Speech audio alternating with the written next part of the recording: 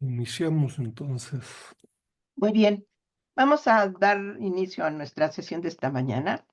El tema de esta sesión extraordinaria, porque no la teníamos inicialmente programada, pero es muy importante que la pongamos en esta mañana. Es sobre la presentación del monitor de la OFDI de China en América Latina y el Caribe 2025. Esta sesión está a cargo del doctor Enrique Dussel Peters, que, como bien saben, es profesor de tiempo completo del posgrado en Economía de la Universidad Nacional Autónoma de México y es coordinador del Centro de Estudios China-México de la Facultad de Economía de la UNAM, así como coordinador de la Red Académica de América Latina y el Caribe sobre China. Y en estos momentos está publicando un libro con el título Latin America, China and Great Power Competition, New Triangular Relationships, publicado está calientito por, no sé cómo se pronuncia esto tan raro, Line Renner Publishers. A ver, Enrique, ¿cómo se pronuncia eso? Linn Reiner Publishers. Más fácil de lo que yo me inventé. En fin, estén atentos a poder acceder al libro. Entonces, esta sesión, pues, la vamos a tener con Enrique como encargado. Así que, Enrique, te doy la palabra antes de que te recuerde que son 45 minutos de exposición, ¿sí? Para que después podamos tener un diálogo con el auditorio. Entonces, sin más, te doy el micrófono. Muchas gracias, Yolanda, y bueno, un querido saludo ahí a un grupo de los participantes y asistentes. Veo ahí a Ana Luz Abramovich de hace mucho tiempo, a Rhys Jenkins y otro grupo de queridos colegas que han venido trabajando sobre estos temas desde hace algún tiempo. Por supuesto que no hago responsable a nadie más que a mí mismo sobre la presentación. Miren, a ver, voy a compartir la pantalla. Ahí está, compartir. ¿Se ve adecuadamente? Sí. Sí, bueno, este, en fin, muy contentos se imaginarán de poder hacer público esta nueva versión del monitor de la OFDI China en América Latina y el Caribe 2025, noveno año de estos esfuerzos. Este, eh, la presentación de hoy estará disponible en el portal del Sechimex, en el ciclo de conferencias, igual que el video, probablemente desde hoy mismo, y sobre todo el propio monitor. Entonces, en fin, me permitiré hacer múltiples invitaciones explícitas a hacer uso del banco de datos y del análisis que ofrecemos, ¿no? En la presentación voy a hacer referencia brevemente sobre la red, los principales resultados del monitor 2025 y un grupo de conclusiones, ¿no? Sobre la red, creo que muchos de ustedes estarán informados, ¿no? Red Académica de América Latina y el Caribe sobre China, fundada en 2012, perdón, con dos sostenes. Por un lado, la UDUAL-C, la Unión de Universidades de América Latina y el Caribe, de la cual la red es parte, y el otro fundamento de la red es el CECHIMEX, Centro de Estudios China-México, de la Facultad de Economía de la Universidad Nacional Autónoma de México. Somos una institución pública, la red ALC China, desde 2012. Tenemos un portal que acabamos de renovar. Creo que es un poco más atractivo que la versión anterior. Buscamos socializar debates, discusiones, datos, información múltiple, más de 30 documentos, libros publicados con cientos de artículos de múltiples colegas, cuatro ejes temáticos, uno de economía, otro de relaciones internacionales, otro de temas agrícolas y medio ambiente, y el cuarto eje sobre historia y el aprendizaje, historia, cultura y el aprendizaje del chino y del español en China, ¿no? Hacemos énfasis en un diálogo y en un proceso de aprendizaje. Es decir, queremos actualizar las discusiones, no solo mediante autorreferencias, por supuesto que con muchas otras instituciones en China, en América Latina y en otros lugares, y creo que hemos logrado avances importantes, ¿no? El diálogo es también con el sector público, encontrarán un buen grupo de instituciones, de miembros públicos que están participando, organismos empresariales y orgullosamente académico, como lo dice el título de la red, Red Académica de América Latina y el Caribe sobre China, ¿no? Contamos con pocos recursos, como muchas de estas instituciones, sin embargo, van a encontrar, sobre todo en línea, en fin, una actividad significativa. Somos una institución latinoamericana, enfatizamos una perspectiva latinoamericana en un debate, de nuevo, con colegas en Washington, en Berlín, en Pekín y en otros lugares, entre otros. Hoy en día estamos muy contentos de contar con casi 700 expertas en los cuatro ejes temáticos y los invitamos mucho a asistir. Estamos justo terminando en estos días el programa para el séptimo seminario internacional que se va a realizar a finales de mayo de este año, todo vía Zoom, ¿no? También respetando ahí dificultades de viajes de todo un grupo de colegas y potenciales asistentes de otros países latinoamericanos. La información más detallada se encuentra ahí en el portal de la red. Sobre el tema de la OFDI, de nuevo, OFDI es este anglicismo, ¿no? Outward Foreign Direct Investment, es decir, la salida de inversión extranjera directa de China hacia América Latina. ¿Y por qué OFDI? Lo que buscamos es justamente no confundir con el otro concepto de la IED, inversión extranjera directa, que se refiere a la entrada de, ¿no? Entonces, en fin, en algunos casos es posible confundir OFDI con IED, entrada, salida de IED. Este documento y el esfuerzo que ha venido haciendo la red desde hace más de 10 años, yo les recuerdo estas dos publicaciones que están en la pantalla, en fin, se pueden todas bajar gratuitamente desde el portal.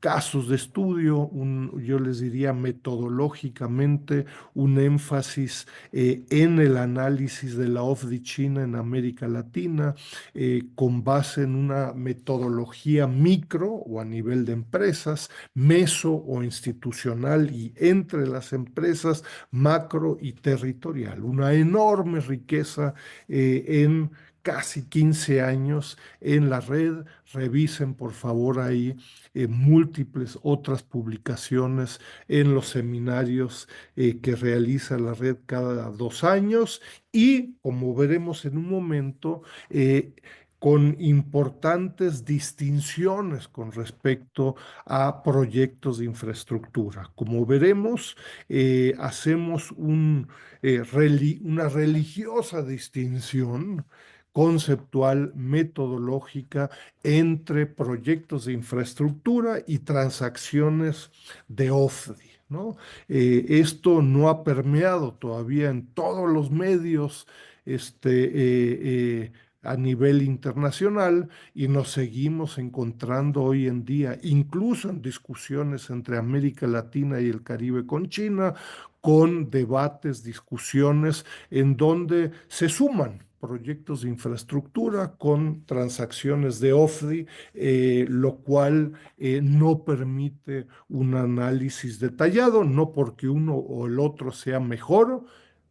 Ustedes sabrán, en la red estamos desde 2020 publicando un monitor de los proyectos de infraestructura de China en América Latina, con la misma metodología, con documentos en chino, en español, en inglés y un banco de datos.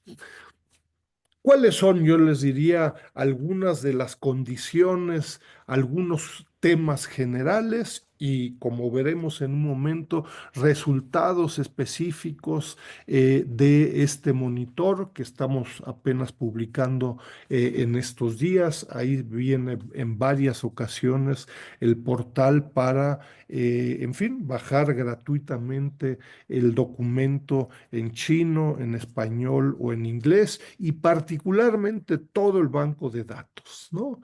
Entonces, bueno, contamos con este monitor de la infraestructura. En el 2025 lo estaremos publicando en un mes, 4 semanas, 6 semanas. Por ahí lo presentaremos también en el ciclo de conferencias, y este documento, el monitor de la OFDI, 3 idiomas. Buscamos hacer un informe, reporte breve en este año por algunos mapas. Este fue un poco más largo, pero simplemente quisimos mostrarles, yo les diría, en fin, el enorme potencial que tiene el banco de datos más allá de las conclusiones. Como siempre, en fin, pues estoy muy agradecido con todo un grupo de colegas de la red que ha venido especializándose en temas de OFDI China, y que nos ha permitido cotejar transacciones chinas en América Latina. Eh, Desde 2017, con la publicación, contamos con el apoyo, en fin, de docenas de estudiantes, en la actualidad 4 o 5 estudiantes. Alma Sevilla, en este número, fue la coordinadora de todo este trabajo, de prácticamente un mes, ojalá y fuera un mes, de prácticamente un año, es decir, en el primer trimestre, segundo trimestre del 2024, iniciamos con esfuerzos diversos a los que haré referencia en un momento para verificar miles de potenciales transacciones y llegar a un grupo de resultados y al banco de datos a nivel de transacción, que es el fundamento, la base de este monitor. Un par de temas generales. Creo que lentamente en algunos medios especializados, sorprendentemente, incluso en China, incluso en Estados Unidos, incluso en medios latinoamericanos, incluso en embajadas latinoamericanas en China, ha trascendido este esfuerzo de la red. En muchos casos, como veremos en un momento, implica algunas contradicciones, es decir, los resultados estadísticos de la red hacen evidentes enormes diferencias estadísticas con otras fuentes oficiales, pero, como dicen, pues bueno, poca gente se fija en diferencias muy sustantivas. No obstante ello, de nuevo, creo que lentamente este monitor de la OFDI permea en ciertos ámbitos políticos, de funcionarios públicos, en organismos empresariales, e incluso académicos, en donde muchas veces los círculos académicos son los huesos más duros de roer, y nos encanta pues simplemente copiar y pegar lo que hacen algunos think tanks en Washington. ¿Por qué? Pues porque son los más serios. ¿Cómo vamos a citar y trabajar con fuentes latinoamericanas, ¿no? Volveré a hablar al respecto, ¿no?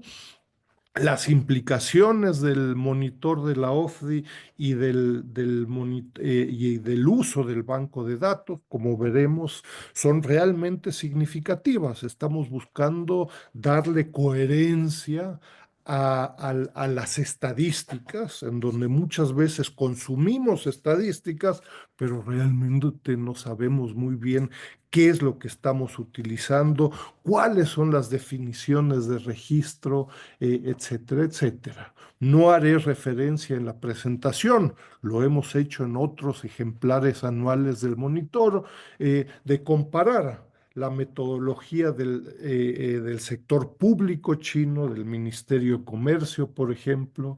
Yo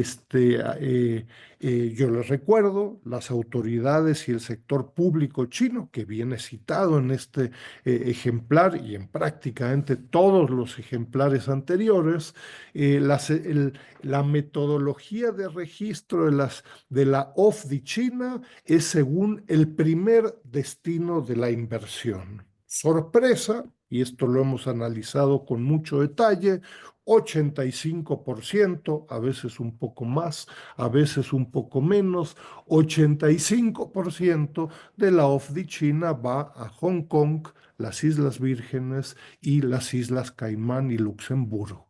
Eso es interesante para algún tipo de estudio desde la perspectiva de la OFDI China y el destino final, que no es Hong Kong ni estas islas, es de poca relevancia. No están mal, no son mentirosos. Veremos un par de otras definiciones, pero tienen restricciones, ¿no? Esto para el caso, de nuevo, del MOFCOM. Yo les recuerdo, el fundamento de este monitor de la OFDI, son las transacciones que logramos revisar. eh, eh, Regresaré al tema en un momento. Las transacciones del banco de datos, es decir, no es una perspectiva macro, ¿no? Donde la inversión resulta, de la balanza de pagos, ¿no? Sino que son las transacciones, una por una, que permiten sumar, para el esfuerzo que veremos, en un momento, ¿no? Fundamental para el monitor de la OFDI es la distinción entre OFDI y proyectos de infraestructura. Los proyectos de infraestructura, yo les recuerdo, son un servicio entre dos partes, un cliente y un proveedor, donde existe usualmente un contrato y en el 99.99% de los casos, la propiedad del servicio es del cliente. Esto no tiene nada que ver con una inversión. Si una inversión china, de una empresa en Shenzhen invierte en Guatemala, ¿no?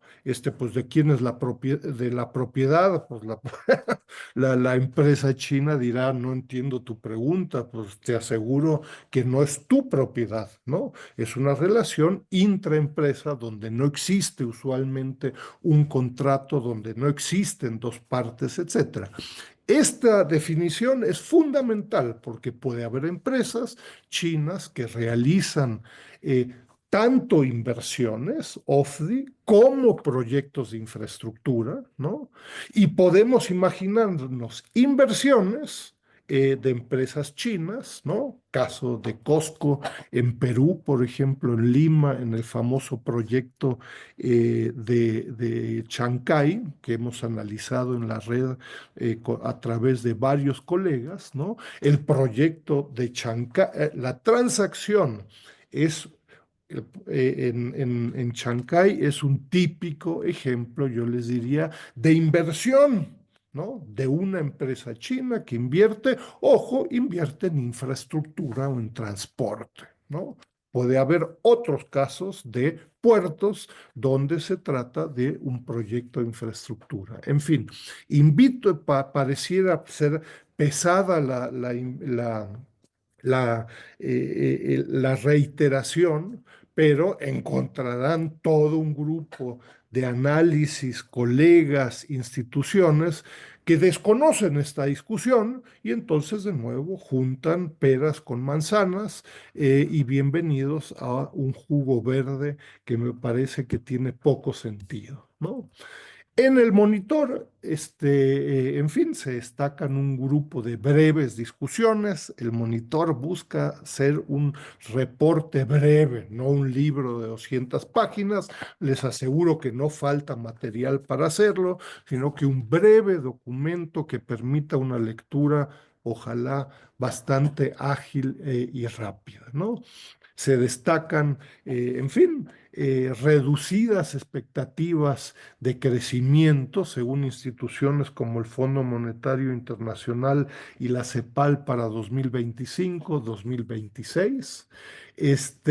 Me parece que el concepto del security shoring, es decir, desde 2022-2023 con el presidente Biden, una política explícita por parte de Estados Unidos de plantear el concepto de su seguridad nacional como el principal concepto en su relación con la República Popular China y con terceros países, América Latina. ¿Te sumas a mi política de security shoring en contra de China o Argentina o El Salvador o México? ¿O estás en contra de ella? Esto tiene implicaciones significativas, ni hablar desde las, en fin, inflacionarias órdenes ejecutivas desde el 20 de enero del 2025. En todas se destaca la seguridad nacional de Estados Unidos.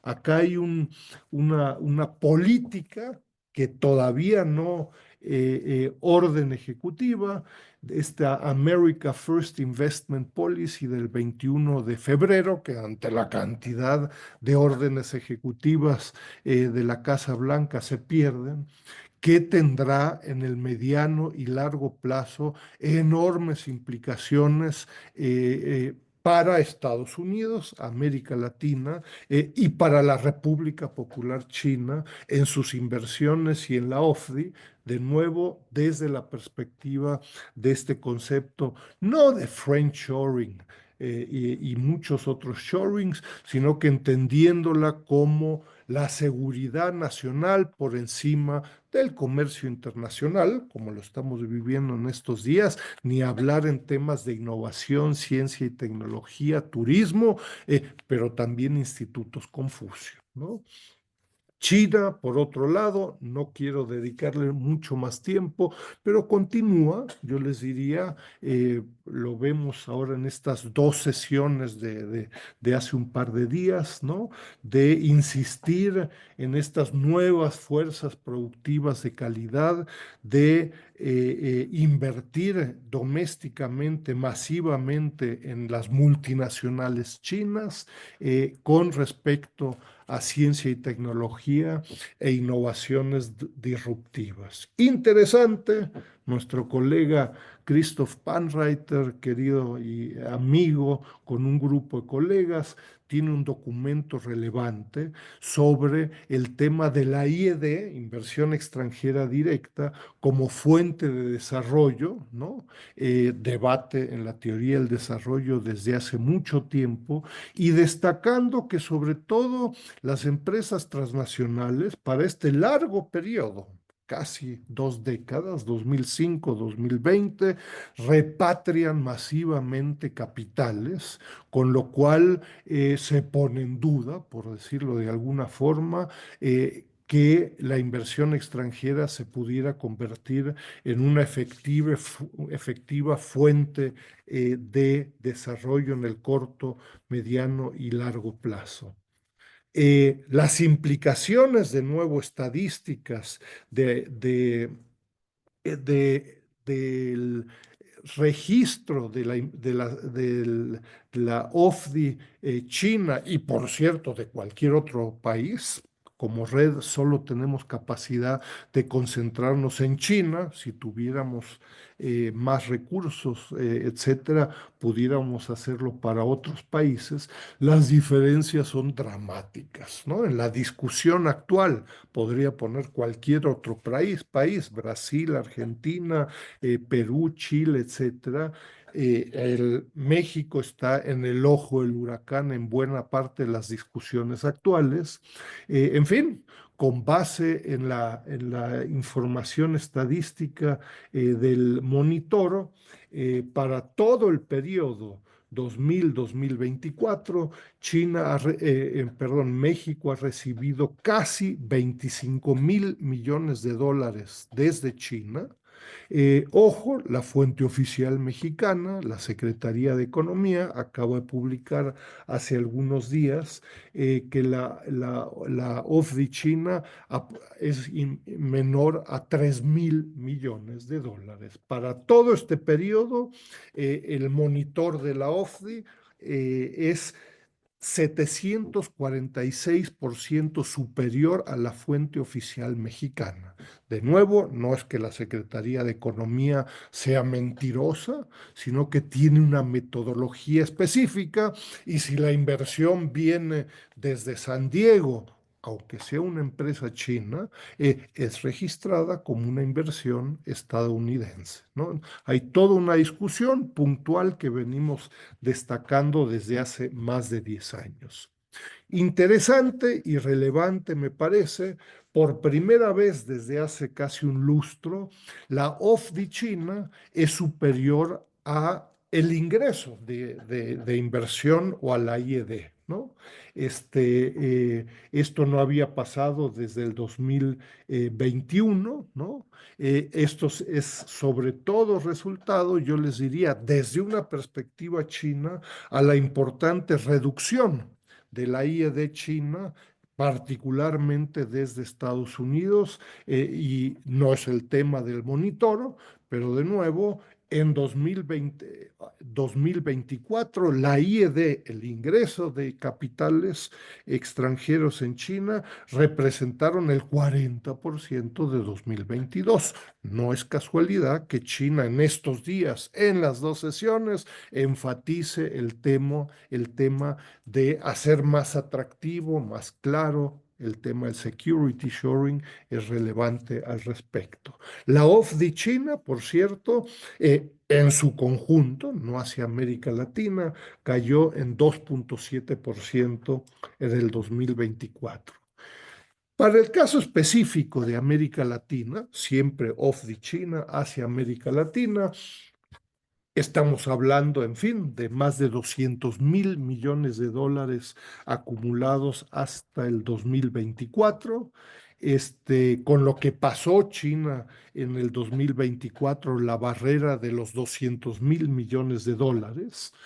Y yo les destacaría para hacer, tendrán de nuevo acceso a la presentación.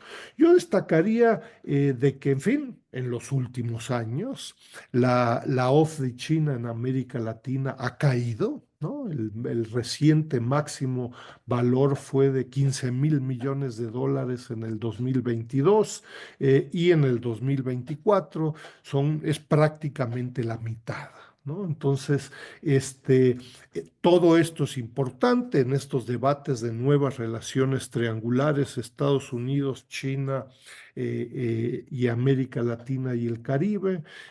La participación de China en el ingreso de capitales extranjeros de América Latina se ha visto también reducida. Es decir, en el 2024 fue apenas de casi el 5%, 4.85%. Fue más del doble en el 2019-2020. Estamos hablando de unos 8.500 millones de dólares. Este, el monitor de la OFDI también permite, entre otras cosas, medir el empleo por transacción. y en forma agregada. También rompió la OFDI China la marca, la barrera de los 700,000 empleos generados. Tenemos en algún lugar un documento reciente en los cuadernos de trabajo del Sechimex con Lesbia Pérez Santillán sobre el empleo generado por China en América Latina, en donde la OFDI es una fuente importante, ¿no? Yo destacaría, entre otras cosas, crecientemente la intensidad mayor de la generación de empleo por transacción de la OFDI. Esto varía, como veremos en un momento, de forma importante por países, ¿no? El análisis del banco de datos por países, en fin, refleja, podríamos hacer una presentación solos al respecto, ¿no? Pero yo les diría, el concepto de diversificación es relevante. La OFDI China originalmente se concentró masivamente, sobre todo en Brasil. Y en el último lustro y este periodo 2020-2024, la participación de Brasil ha caído en forma importante y países como Perú, Chile, Argentina y México han incrementado su participación en forma significativa. Esto no ha sido suficientemente analizado ni por contrapartes chinas ni por contrapartes latinoamericanas, este proceso de diversificación, y yo creo que también un proceso de aprendizaje de las empresas chinas que históricamente y sobre todo en la primera década del siglo XXI se concentraron en forma masiva en Brasil y su participación ha caído. Sigue siendo el país receptor de OFDI más importante en América Latina, pero de nuevo, todo un grupo de países latinoamericanos juegan un papel significativo. Nos permitimos en el monitoro, por ahí no se ve mucho en una forma impresa, ¿no? Pero simplemente destacar, yo les diría, para todo el periodo, esto se puede hacer para subperiodos, para sectores, para regiones y subregiones de América Latina, en fin, podrán imaginarse una cantidad de posibilidades de análisis geográfico, incluyendo el empleo, coeficientes, etcétera, etcétera, pero yo les diría iniciar con una discusión geográfica de la OFDI en América Latina y el Caribe. Brasil, de nuevo, como el principal receptor de OFDI China en este largo periodo 2000 al 2024 y un grupo de países, Perú, México, Argentina, que están incrementando la recepción de OFDI China. Una parte relevante de la contribución del monitor es la especialización por sectores funcionales. Les recuerdo debates ahí con Sanjay Lal y otros. Eh, y me parece que es importante recordar, por un lado, la caída de la OFDI en sectores como materias primas, ¿no? Que llegó a conformar casi el 95% de la OFDI en este periodo 2005-2019 y cae al 45-46% en el periodo más reciente. Sigue siendo por mucho el sector más relevante en cuanto a la OFDI, ojo, no en la generación de empleo. Eso significa que este sector es muy intensivo en capital. Hay algunas referencias en el monitor al respecto. Diversas interpretaciones, ¿no? Hay nuevos sectores dinámicos o China ya compró todo lo que quiso en cuanto a materias primas, etcétera, etcétera. Destacaría como contraparte este otro sector funcional, los servicios orientados hacia el mercado doméstico, ¿no? En este periodo 2005-2009 apenas representó el 1% de la OFDI china. Hoy en día, en este reciente periodo, el 28% y casi el 60% del empleo, ¿no? Entonces, este pareciera ser el sector funcional más dinámico y desde una perspectiva latinoamericana también, ¿no? Y ya por sectores, claramente el sector de metales, minería, minerales, ha caído en cuanto a la recepción de OFDI en América Latina, sigue siendo relevante, no estamos diciendo que desapareció en la OFDI, ¿no? Estamos haciendo en la red estudios sobre la cadena global de valor del litio, ¿no? Y siguen las empresas chinas invirtiendo en el sector de metales, minerales y minería, pero aparecen nuevos sectores que tienen que ver con la gráfica anterior, orientados hacia el mercado doméstico, entre otras, ¿no? Particularmente el sector de energía. Yo les recuerdo con base en presentaciones de años anteriores, sorprendentemente, crecientemente en energía renovable, ¿no?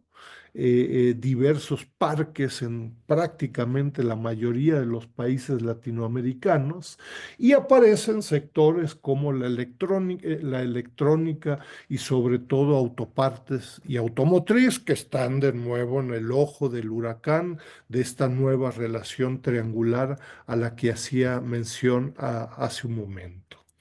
El concepto del sector público en China y de la propiedad en China sigue siendo un tema de la mayor relevancia. Veremos en un momento un caso específico, pero para todo este largo periodo, 2020-2024, casi el 70% de la OFDI china es realizado por empresas públicas, ¿no? Esta es una característica muy diferente a la inversión de cualquier otro país y sobre todo considerando su relevancia en la región. Eh, la participación en el empleo es bastante más discreta, es decir, las empresas de propiedad privada están generando en América Latina, en fin, dos terceras partes del empleo en América Latina. Cambios sustantivos en este largo periodo 2024. Penúltimo tema que me parece relevante y que invita, incluso desde una perspectiva china, ni hablar latinoamericana, ¿de dónde proviene la OFDI china? ¿No? Entonces, históricamente, en fin, tenemos periodos 2010-2014, donde el 80% de la OFDI proviene de empresas establecidas en Pekín, ¿no? Esta ha caído en forma drástica, del 80% en el periodo mencionado al 44% en el periodo, en este quinquenio 2020-2024, ¿no? Esto tiene enorme relevancia desde una perspectiva geográfica, para hacer regresiones, asociaciones, etcétera, etcétera, y ni hablar si uno está interesado en atraer OFDI China, ¿no? No vaya a ser que sí, la OFDI China desde Pekín sigue siendo por mucho la más relevante, pero sorpresa, también contamos con un proceso de diversificación desde China y de las empresas chinas. Esto está asociado de nuevo también con una creciente participación de empresas privadas fuera de Pekín. Por último, dado que el banco de datos presenta información por empresa, en términos, yo les diría, por ejemplo, de las principales 5 empresas, según su OFDI, para este periodo más reciente, 2020-2024, llama la atención de nuevo que tan solo estas 5 empresas para toda América Latina concentraron el 42% de la OFDI China en América Latina, ¿no? Entonces, a final de cuentas, estamos hablando de un grupo relativamente pequeño de empresas chinas que están invirtiendo en América Latina. Esto se puede hacer por países, por regiones, etcétera, etcétera. Tol- Entonces, de nuevo, están muy invitados, yo les diría, a hacer uso de esta información. Creo que hay importantes tendencias, estructuras sectoriales por países, etcétera, etcétera. En el par de minutos que me quedan, para el caso de México, y yo invitaría de nuevo acá colegas en Perú, en Brasil, en Argentina, de hacer uso del banco de datos, ¿no? Comparaciones con fuentes oficiales chinas y en los respectivos países, ¿no? En el caso de México, por ejemplo, llama la atención la altísima participación y particularmente para el periodo más reciente de las nuevas inversiones, ¿no? Es decir, las empresas chinas después de más de 2 décadas de inversiones en México, parecieran haber aprendido, ya no requieren de la fusión y adquisición de empresas ya establecidas en México. Casi el 100% del empleo generado, más del 80% de la OFDI, es en nuevas inversiones, o como se dice en inglés, tipo Greenfield, ¿no? Las fusiones y adquisiciones han reducido su participación en forma muy importante, muy superior al resto de las inversiones chinas en América Latina. A diferencia de América Latina, y esto se puede hacer para Bolivia, para Ecuador, para Brasil, para Honduras. A diferencia de la totalidad de América Latina, en el caso de México, y esto está asociado con su especialización sectorial, en fin, para el periodo 2020-2024, por ejemplo, ¿no? El 63-64% de la oficina es de propiedad privada.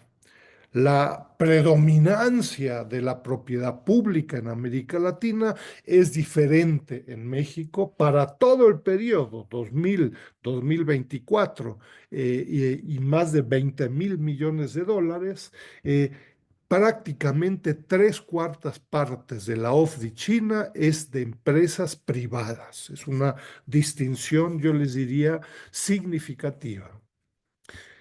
El caso que les señalaba para América Latina, en donde sectores como autopartes, automotriz, electrónica juegan un papel importante, es particularmente relevante para el caso mexicano. Es decir, más del 45% de la OFDI China en este reciente periodo 2020-2024 va a autopartes y automotriz para el caso de México. El tema de energía y otros sectores han disminuido en forma importante su participación. Y termino, antes de llegar a las conclusiones, en esta opción de mapas, donde de nuevo pudiera dormir a cualquiera con cantidad de mapas, pero yo les diría, no es irrelevante para todo el periodo, se puede hacer para subperiodos, para sectores, eh, yo les diría, llama la atención, uno, en fin, la importancia de la Ciudad de México como principal receptor real, efectivo de la OFDI China, con más de 7.700 millones de dólares, casi el 30% de la OFDI China. Y yo les diría un grupo de entidades y estados, sobre todo Nuevo León, Coahuila, Jalisco y en menor medida Chihuahua y Sonora. Hay todo un grupo de entidades federativas, particularmente las del sur-sureste, incluyendo Oaxaca, incluyendo Guerrero, incluyendo Chiapas, donde no se registra una transacción de OFDI China en México. Bienvenidos a replicar, a hacer algo parecido en otros países de América Latina. Termino, en fin. Me parece significativo contar con un grupo de conceptos para el análisis de China en general, específicamente de la OFDI China en América Latina. Creo que la red ALC China provee y hace una contribución en cuanto a concretar la relación de América Latina y el Caribe con China, no sobre comercio, no sobre proyectos de infraestructura, lo hemos hecho en otras publicaciones. Acá el tema es OFDI, inversión china, no proyectos de infraestructura. Si no conocemos la metodología de registro para las estadísticas, como dicen por ahí, estamos fritos, ¿no? Pareciera entonces que, bueno, usamos una fuente o la otra porque nos cae bien la institución. Creo que eso no es suficiente, ¿no? Entonces, los invito de nuevo a conocer las metodologías de registro. Y estas resultan en estadísticas significativas, ¿no? El uso de una fuente estadística u otra, pues tiene enormes implicaciones. No es lo mismo, en fin, una fuente o la otra. Les indicaba casi 750% más según la OFDI registrada en el monitor, que la de la Secretaría de Economía. Sería interesante ver, hacer el mismo ejercicio para otros países, ¿no? El tema de la propiedad de la OFDI China me parece que es un tema económico, de economía política, de política económica de la mayor relevancia. Mejorar y profundizar la diversificación por países, la asociación que existe incluso econométrica de países, sectores, propiedad, me parece un tema de la mayor trascendencia. Y buena parte de estos análisis invitan también a mejorar el análisis sobre el empleo que genera la OFDI China, que sorprendentemente ha sido bastante escueto en los últimos años, ¿no? Sin una comprensión clara de dónde proviene la OFDI China, en China, la atracción de OFDI China se hace bastante ilusa y bastante abstracta, ¿no? Hay que tirar un dardo y entonces cae en no sé dónde y entonces pues vamos a traer OFDI de esa provincia en China. Eso no es necesario. Y hay ya experiencias empresa por empresa, en donde por ahí las experiencias no son las más positivas, ¿no? Las diferencias cuando uno analiza ya países específicos, como el caso de México, me parece que son relevantes, ¿no? Y las opciones de investigación son inmensas al respecto. Termino, los invito de nuevo a este séptimo seminario, en donde en breve recibirán el programa y ojalá que pudieran asistir. Muchas gracias, Yolanda, y termino. Mil gracias, Enrique.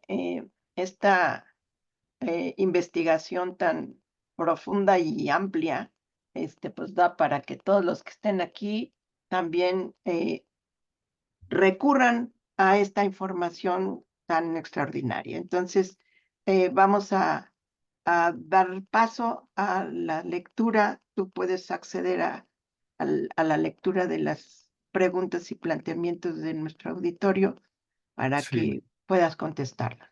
Sí, adelante. Bueno, mira, hay una pregunta de Emilio Godoy. ¿Cuál ha sido el impacto del nearshoring sobre la inversión china en México? ¿No? Podría dormirlos al respecto. Hay varios análisis en mi portal. Pero entonces, uno, mi propuesta es que el concepto del nearshoring, si bien está de moda, es poco inteligente, ¿no?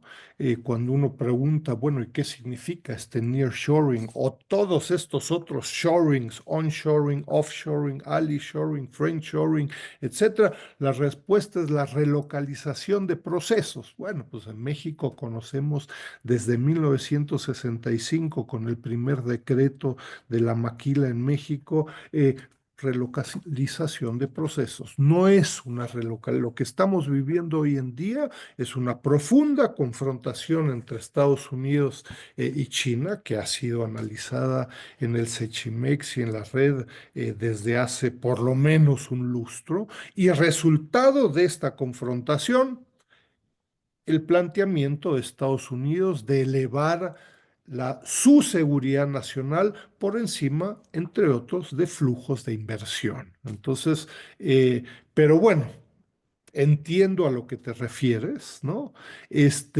¿Cuál ha sido el impacto en México? Pues yo te diría, con respecto a la inversión, yo te diría, a ver, el máximo alcanza, o a ver, yo te diría, México está recibiendo inversiones OFDI China desde hace más de 15 años. El máximo de la OFDI China en México fue en 2015, ¿no? Fue una transacción con Mave, ¿no? Fue un pico y después volvió a caer. En los últimos 3 años, 22, 23, 24, la OFDI China en México tiene las estadísticas en el monitor. En los últimos 3 años, la OFDI China continúa creciendo por encima de 2.000 millones de dólares. Ojo, al igual que para América Latina, en el caso de China, perdón, en el caso de México, México recibe más de 35.000 millones de dólares de inversión extranjera directa. Es decir, es importante no sobredimensionar la inversión extranjera directa proveniente de China, incluso con los datos de este monitor, ¿no?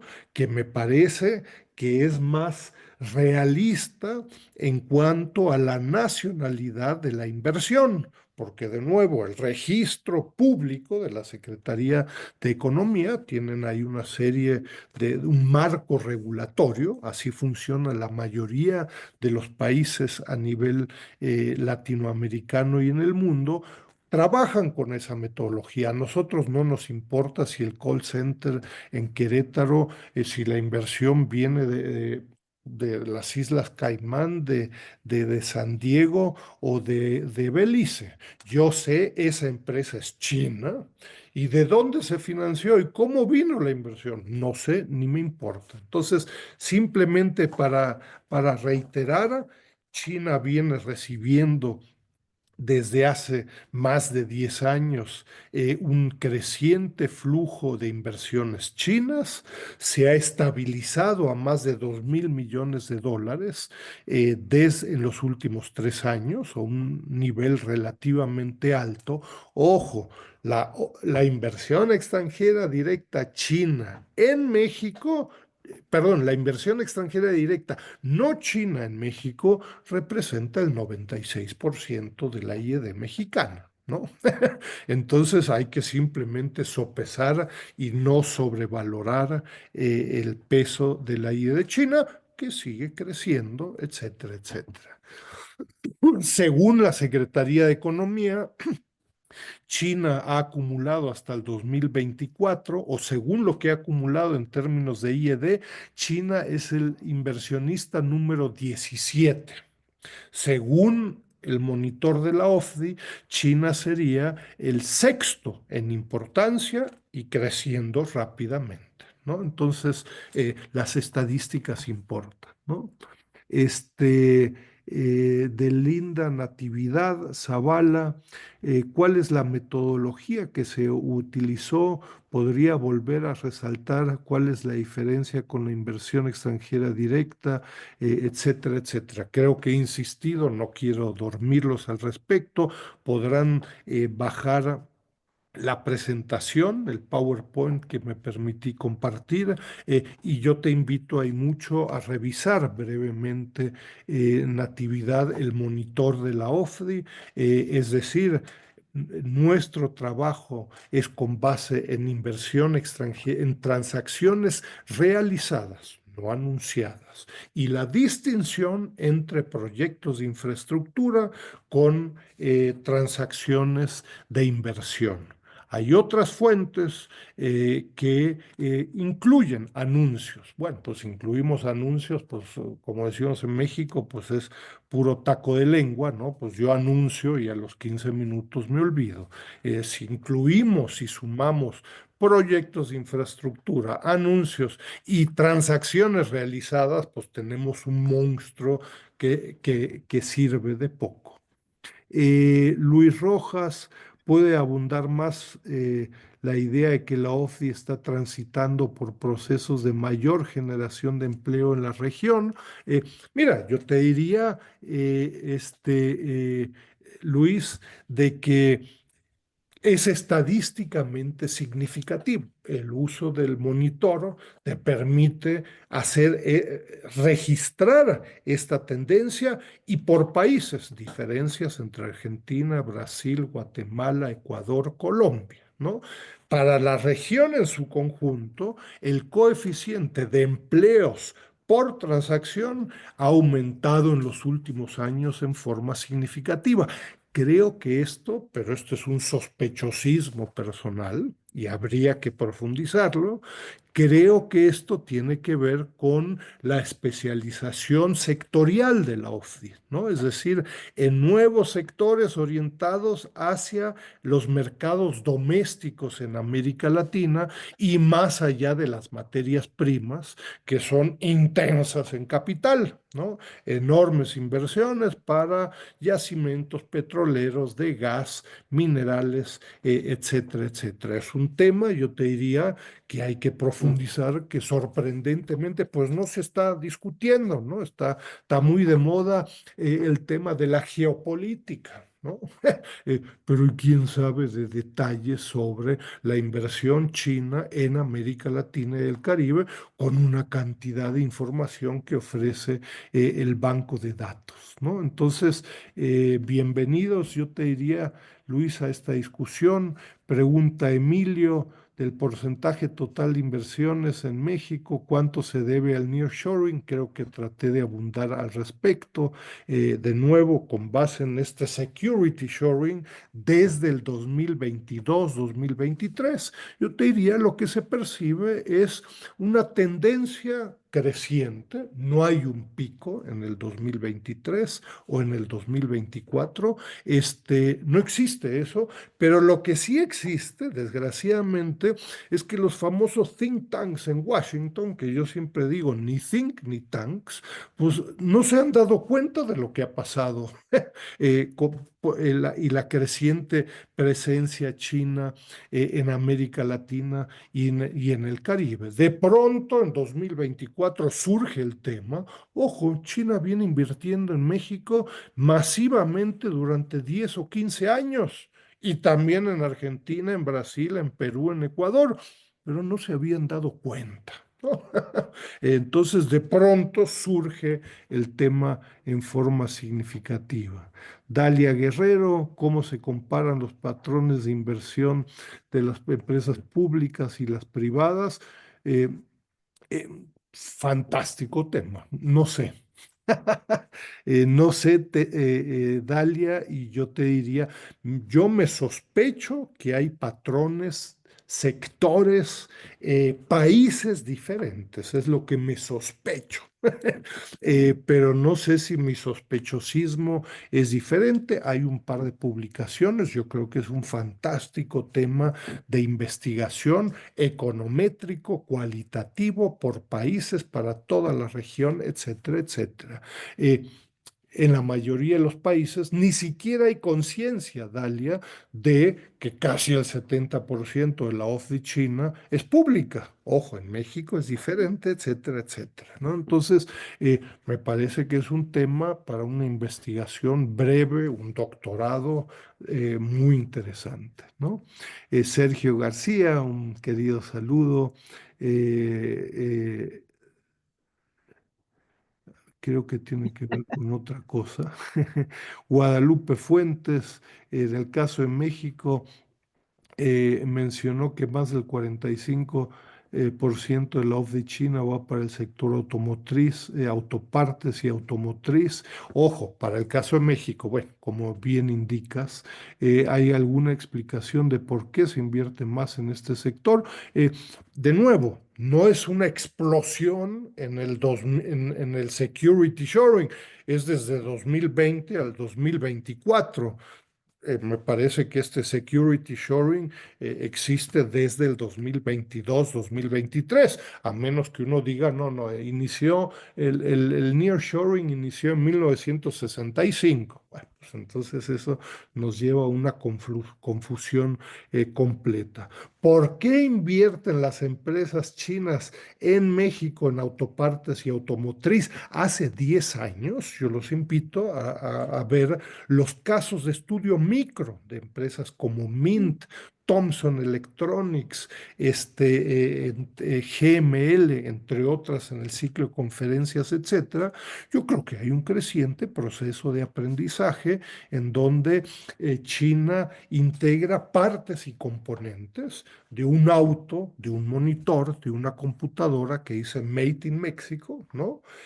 Con componentes, partes chinas. Ojo, los partes y componentes son de Estados Unidos, de Taiwán, de la Unión Europea y también de China. Los principales importadores, te recuerdo al respecto, Guadalupe, los principales importadores en México son empresas extranjeras. Según la Secretaría de Economía, el 70% de las importaciones que se realizan en México son de empresas extranjeras. No estoy diciendo viva, mueran, etcétera, pero en fin, es la General Motors la que masivamente importa partes y componentes chinos para su fabricación en México y por cierto es el principal importador de autos chinos, ¿no?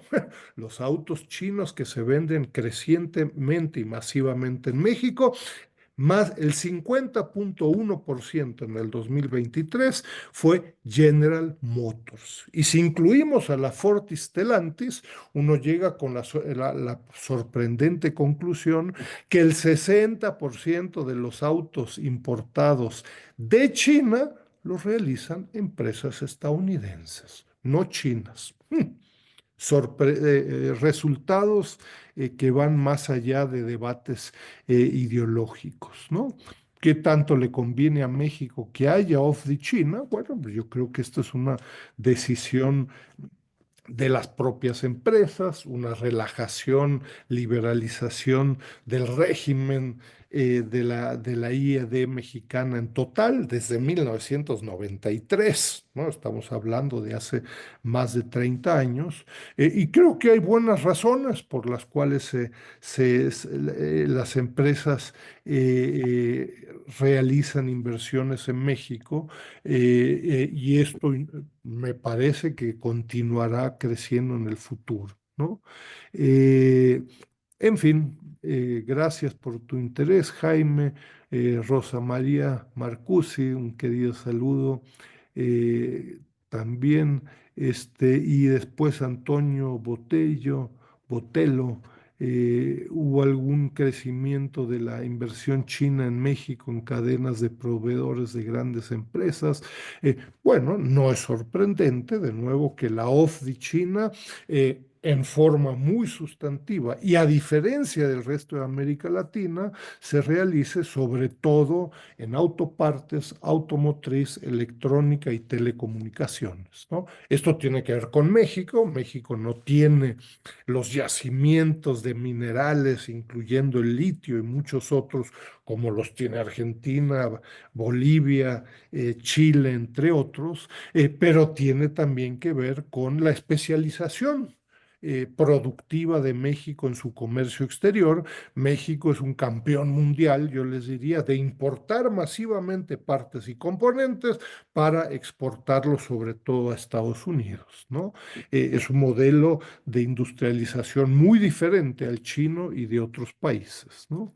Eh, Desde esa perspectiva es irrelevante de dónde provienen las partes y componentes, ¿no? En la actualidad está muy de moda el tema de sustituir importaciones en México, Plan México, entre otros, lo cual yo suscribiría con mucho gusto, con mucho interés. Claro, luego aparece, no, no es sustitución de importaciones, es sustitución de importaciones asiáticas. Ah, mira, pues ya entonces va por continentes. Y en la página 5 aparece, no, tampoco es asiática, es China. Entonces eso, digo, es un nuevo modelo de sustitución de importaciones en contra de China. Pareciera que México se suma a este security shoring, pero no hay yo les diría, no hay mucha conciencia, uno, de que un proceso de sustitución de importaciones requiere de recursos, ¿no? Si México está importando las 5 llantas para cualquier auto exportado, 3 millones, pues 3 millones por 5 llantas me da 15 millones de llantas. Y si quiero sustituir estas llantas, bueno, pues ¿de dónde las voy a sustituir? ¿Qué opciones hay? Pues el Vaticano no produce llantas, no tiene, ¿no? Suiza tampoco. ¿Y qué crees? En San Diego y en Boston tampoco quieren poner una fábrica de llantas porque contamina, porque etcétera, etcétera. Entonces, todo proceso de sustitución cuesta, ¿no? Y toma tiempo. Estas empresas importadoras de partes y componentes chinos lo vienen haciendo en forma creciente, sobre todo empresas extranjeras, durante 25 años. Entonces, esto no va a ser del viernes al lunes que uno sustituya 25 millones de llantas. No lo veo practicable y menos sin recursos, ¿no? Pero bueno, bienvenidos a una discusión que cambia día con día, ¿no? Entonces, yo creo que esas son las principales preguntas, Yolanda, ¿no? Sí, pues muy interesante esta sesión, desde luego, y pues están invitados a bajar toda esta información que de manera muy sintética presentó Enrique, pero que pues es un mar de información disponible en la página de Sechimex para todos ustedes. Enrique, muchísimas gracias por tu presentación, muy interesante, y los invitamos para que estén con nosotros en la próxima sesión del Sechimex y les deseamos un buen resto de semana. Muchas gracias. Gracias, Yolanda. Buenas tardes.